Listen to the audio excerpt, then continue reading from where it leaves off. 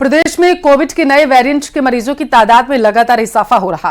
मंगलवार को भी प्रदेश भर में कोविड के 9 पॉजिटिव मरीज पाए गए हैं, जिनमें से 2 जोधपुर में जबकि 7 जयपुर में पाए गए। जोधपुर के एम्स में 2, जयपुर के एसएमएस अस्पताल में 2, बीलाल पैथ लैब में 4, अनामिक डायग्नोस्टिक सेंटर में 1 केस पॉजिटिव पाया गया। इन 9 केसेस के साथ ही प्रदेश में कुल कोविड पॉजिटिव की तादाद जो है 32 हो गई है और अब तक 1 मौत की पुष्टि हुई है। फिलहाल सबसे ज्यादा पॉजिटिव केस जयपुर में 13, जोधपुर में 6, उदयपुर में 4, डीडवाना की बात करें तो वहां 3, अजमेर में 2, बीकानेर, फलौदी, सवाईमाधोपुर में 1 और एक बाहर से आया हुआ व्यक्ति भी कोविड पॉजिटिव है। डॉक्टरों का कहना है कि यह वेरिएंट कोविड-19 जितना घातक तो नहीं है, लेकिन एहतियात तो जरूर बरतनी है।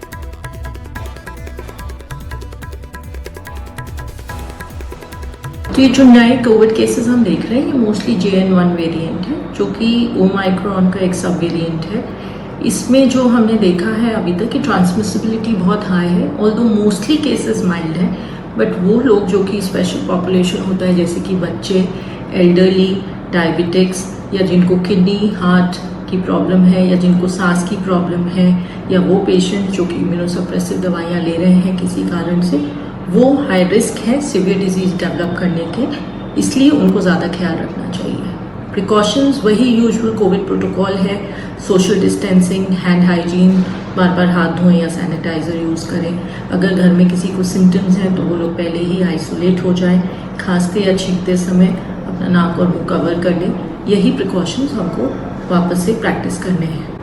अहिल्याबाई होलकर की 300वीं जयंती के मौके पर बीजेपी अध्यक्ष जेपी नड्डा जयपुर आएंगे और उनके दौरे को लेकर प्रदेश बीजेपी की ओर से तैयारियां की जा रही। कार्यक्रम में बड़ी संख्या में महिलाओं को बुलाया जा रहा है। रिपोर्ट देखिए। जयपुर आएंगे बीजेपी अध्यक्ष जेपी नड्डा। नड्डा के दौरे को लेकर तैयारियां तेज। अहिल्याबाई जयंती समारोह में होंगे शामिल। विधानसभा चुनाव के बाद पहली बार बीजेपी अध्यक्ष जेपी नड्डा 31 मई को जयपुर आ रहे हैं। नड्डा के दौरे को लेकर बीजेपी में बैठकों का दौर शुरू हो चुका है। तैयारियों को अंतिम रूप दिया जा रहा है। साथ ही कार्यक्रम को लेकर नेताओं को अलग अलग जिम्मेदारियां भी बांटी जा रही हैं। अहिल्याबाई होलकर की 300वीं जन्म जयंती है।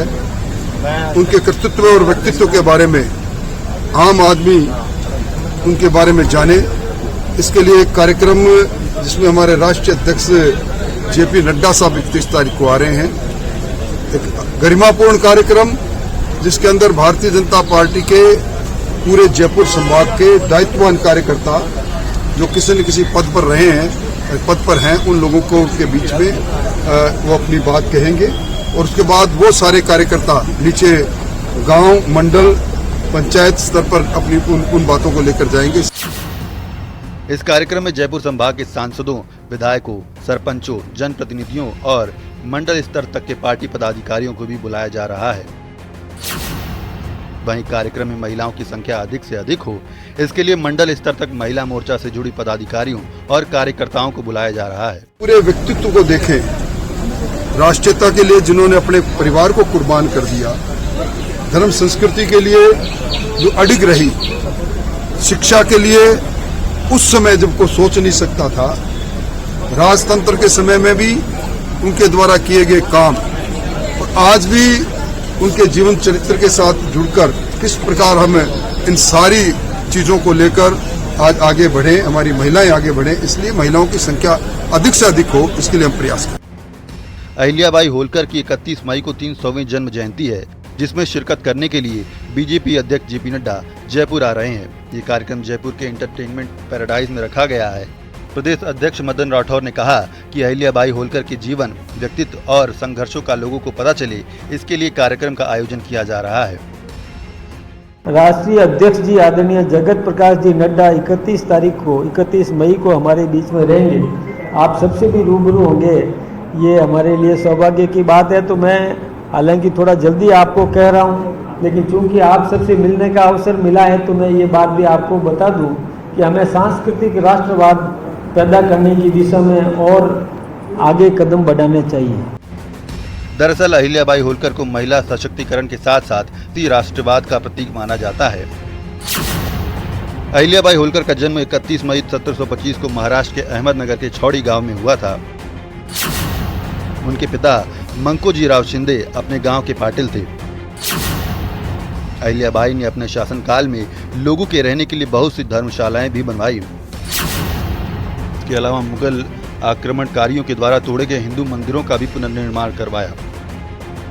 बीजेपी राष्ट्रीय नेतृत्व महापुरुषों के बहाने जनता पर पकड़ बनाने के लिए अभियान चला रही है, जो देश भर में किए जा रहे हैं। Bureau report, news 18। Sawai Madhopur से बड़ी खबर है। परिवहन विभाग के 10 कार्मिक जो हैं वो निलंबित हुए हैं। चेयरमैन शुभ्रा सिंह, एमडी पुरुषोत्तम शर्मा की सख्ती के बाद कार्रवाई हुई है। एसीबी की गिरफ्त में बताया जा रहा है आईडीटीओ पीआर मीणा सहित 10 कार्मिक निलंबित। पूर्व में कार्यरत डीटीओ दयाशंकर गुप्ता, रजनीश को किया गया निलंबित। सहायक के लेखाधिकारी मानसिंह मीणा, परिवहन निरीक्षक वीके सिंह, वरिष्ठ सहायक विवेक सिंह, ओम हरि उपाध्याय, रोहिताश सिंगल, अशोक गुणा और सूचना सहायक धनेश भी कार्रवाई की जद में। एसीबी की जांच और विभागीय रिपोर्ट के आधार पर हुई कार्रवाई। फर्जी रजिस्ट्रेशन और भ्रष्टाचार की परतें लगातार खुल रही हैं। ज्यादा जानकारी लेंगे संवाददाता गिरिराज हमारे साथ टेलीफोन लाइन पर जुड़ चुके हैं। गिरिराज, 10 कर्मचारियों पर गाज गिरी है, जरा विस्तार से जानकारी दीजिएगा। ब्यूरो की टीम द्वारा सवाई माधोपुर जिले के ही जो तत्कालीन एएसपी थे सुरेंद्र कुमार शर्मा, उनको गिरफ्तार करने के बाद में भ्रष्टाचार निरोधक ब्यूरो की जो लगातार जो कार्रवाई है, उन पर उस कार्रवाई के चलते हुए भ्रष्ट अधिकारियों पर लगातार शिकंजा कसता चला हुआ जा रहा है।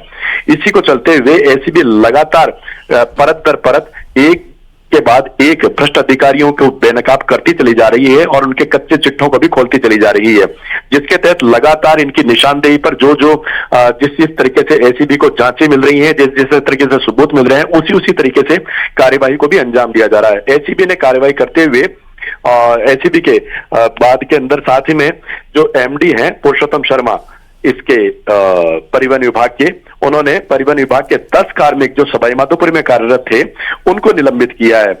इसमें जो डीटीओ हैं अब पीआर मीणा, जिनको हाल ही में एसीबी ने गिरफ्तार किया है, उनको निलंबित किया गया है।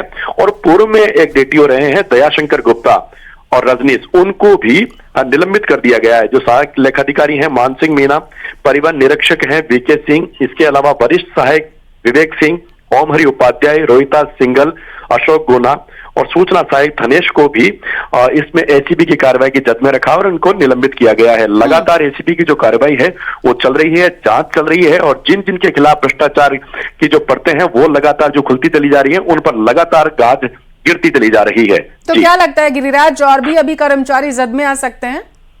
निश्चित रूप से आ सकते हैं, क्योंकि एसीबी की एक बड़ी कार्रवाई है, बड़ा भ्रष्टाचार है। भ्रष्टाचार का जो खेल है यहाँ पर जो सवाई माधोपुर में खेला गया, वो कई लोगों ने एक साथ मिलकर के खेला, यानी कि लाखों के नहीं करोड़ों का जो इन्होंने घालमेल किया। इसके अलावा जो डीटीओ ऑफिस है, डीटीओ ऑफिस में पूर्व में भी जो जांचें हैं वो इन अधिकारियों के खिलाफ लंबित चल रही हैं, उनमें भी तब भी इनके द्वारा भ्रष्टाचार किया गया था, लेकिन कार्रवाई नहीं है।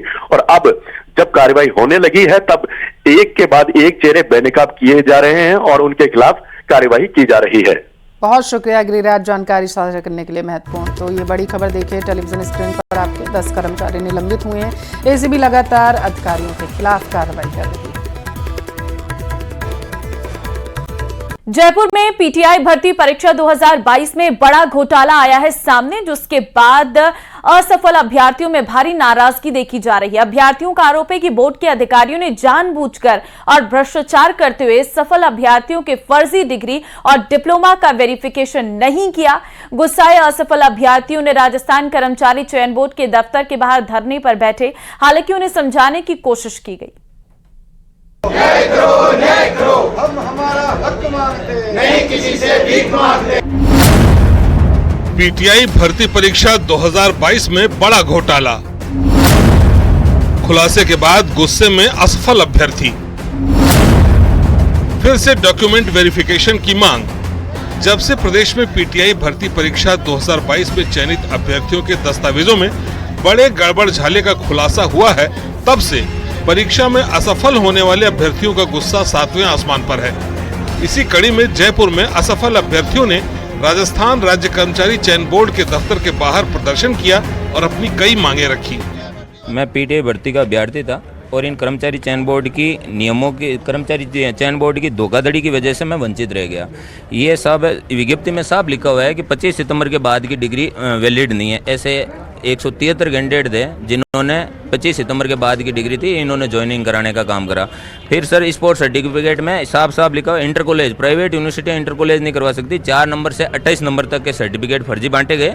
उसमें 28 नंबर, ये बीकानेर निदेशालय का है लेटर, इसमें लिखा हुआ है 28 नंबर के फर्जी सर्टिफिकेट में। एक कैंडिडेट है उसके 258 नंबर है सब, और उसके 28 नंबर कम होते हैं तो वो 230 से नीचे आता है। मैं 231 वाला ओबीसी वाला कैंडिडेट, वही है ओबीसी कैटेगरी का, वो अंदर बैठा है, मैं आज बाहर बैठा हूँ, वंचित हूँ उनकी वजह से।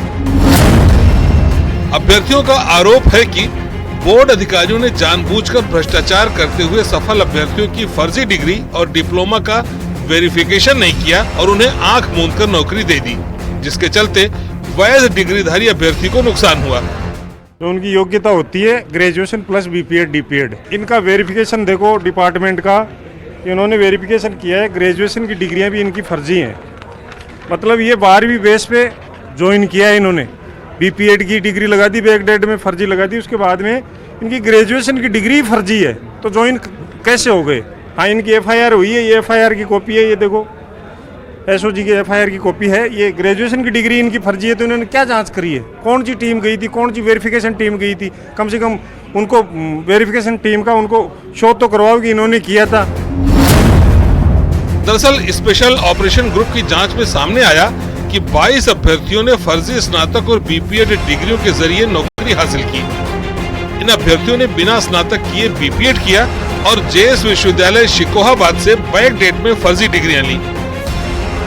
सूत्रों की माने तो ये जानकारी राजस्थान कर्मचारी चयन बोर्ड से प्राप्त डेटा की जांच में सामने आई है। अभ्यर्थियों ने अरनी विश्वविद्यालय हिमाचल प्रदेश से स्नातक 2016-2020 और जेएस विश्वविद्यालय से बीपीएड की फर्जी मार्कशीट लगाई। जांच में पाया कि अरनी विश्वविद्यालय की स्नातक सूची में इन अभ्यर्थियों का कोई रिकॉर्ड नहीं है। जेएस विश्वविद्यालय की बीपीएड की मार्कशीट में भी गड़बड़ पाई गई, जो फर्जीवाड़ा जाहिर करती है। इस मामले में 22 मई को ही एसओजी ने करीब 22 चयनित अभ्यर्थियों पर एफआईआर दर्ज की है, जिन्होंने ग्रेजुएशन की फर्जी डिग्रियां पेश कर नौकरी हासिल की थी। असफल अभ्यर्थियों की मांग है कि नौकरी करने वाले अभ्यर्थियों के डॉक्यूमेंट फिर से चेक किए जाएं, जबकि कर्मचारी चयन बोर्ड के अध्यक्ष आलोक राज का कहना है कि ये काम शिक्षा विभाग का है। उनको मैंने बता दिया था कि ये सब पीटीआई के बच्चे हैं जो कि जिनका चयन नहीं हुआ है, और वो चाह रहे हैं कि जो बच्चे चयनित हैं और जो फर्जी हैं उनको बाहर किया जाए और उनकी जगह फिर फ्रेश बच्चों को लिया जाए। तो उनको मैंने बताया था कि इसके बारे में हमको कोर्ट से भी आदेश प्राप्त हुए हैं, लगभग 35 या 40 बच्चों का डीवी करने के लिए, जो कि कोर्ट से हमको आदेश प्राप्त हुए हैं। उस पर हम कोर्ट के आदेश अनुसार जो भी होगी कार्रवाई करेंगे। और जहाँ तक सवाल है बाकी सभी बच्चों का जो चयनित हैं, इनका डीवी है, उनका डीवी करने का अधिकार हमारे पास नहीं है, क्योंकि हम तो उनका कर सकते हैं डीवी जिनका जो बच्चे चयनित नहीं होते हैं। उनका डीवी करने का अधिकार तो सिर्फ शिक्षा विभाग के पास है। मामले में एसओजी ने पिछले दिनों बैकडेट में फर्जी डिग्री जारी करने वाले जेएस विश्वविद्यालय के चांसलर, रजिस्ट्रार और दलाल को गिरफ्तार किया था। जांच में सामने आया कि इस परीक्षा में आवेदन के समय कुल 2067 अभ्यर्थियों ने अपनी बीपीएड की डिग्री जेएस विश्वविद्यालय से पास करने और पढ़ने का जिक्र किया, जो निर्धारित सीटों से कई गुना ज्यादा थी। जयपुर से न्यूज़ 18 राजस्थान के लिए हितेंद्र शर्मा की रिपोर्ट। सबसे पहले बड़ी खबर आपको देंगे। जल जीवन मिशन घोटाला, 900 करोड़ के भ्रष्टाचार मामले में सुनवाई जारी है। पूर्व पीएचईडी मंत्री महेश जोशी की जमानत पर सुनवाई, जोशी की ओर से बहस पूरी, आज ईडी की ओर से होगी बहस। बड़ी खबर आपको दे रहे हैं। जल जीवन मिशन घोटाले का यह मामला है, जहां पर 900 करोड़ के भ्रष्टाचार मामले में सुनवाई इस वक्त जारी है। पूर्व पीएचईडी मंत्री महेश जोशी की जमानत पर सुनवाई, जोशी की ओर से बहस पूरी और आज ईडी की ओर से इस पर बहस रहने वाली है। तो जमानत याचिका क्योंकि लगाई गई है, ऐसे में जमानत पर सुनवाई जारी है। 900 करोड़ के भ्रष्टाचार का यह पूरा मामला है। पूर्व पीएचईडी मंत्री महेश जोशी इस पूरे मामले पर आरोपी हैं और इस वक्त जमानत की अर्जी उनके द्वारा लगाई गई है। जोशी की ओर से बहस पूरी हो गई है, आज ईडी की ओर से इस पूरे मामले पर बहस रहने वाली है। 900 करोड़ का भ्रष्टाचार का यह पूरा मामला है। तो जल जीवन मिशन से जुड़ा यह पूरा मामला है, जिसमें एक बड़ा घोटाला किया गया था, जिसमें भ्रष्टाचार का मामला निकलकर सामने आया था और इस पूरे मामले पर लगातार ईडी की ओर से कार्रवाई की गई थी और इसी सिलसिले में महेश जोशी की गिरफ्तारी की गई थी। हालांकि महेश जोशी की गिरफ्तारी के बाद आज क्योंकि जमानत पर सुनवाई होनी है, हितेंद्र संवाददाता फोन लाइन पे हमारे साथ है। हितेंद्र, क्या अपडेट है इस पूरे मामले पर? जी, ये जो 900 करोड़ रुपए का जो घोटाला बताया जा रहा है, जल जीवन मिशन घोटाला, उसमें पूर्व मंत्री महेश जोशी की जमानत पर बहस जारी है। और कल जो है इसमें पूर्व मंत्री महेश जोशी की तरफ से जो एडवोकेट है उन्होंने जो है बहस की थी और उन्होंने ये कहा था, सबसे बड़ी बात उनकी जो निकलकर सामने आई वो ये है कि एसीबी की जो एफआईआर है, जो क्योंकि इससे पहले ईडी से पहले ये केस एसीबी के पास था, तो एसीबी की एफआईआर और इस मामले में जो चालान पेश किया गया था उसमें मंत्री का नाम नहीं है।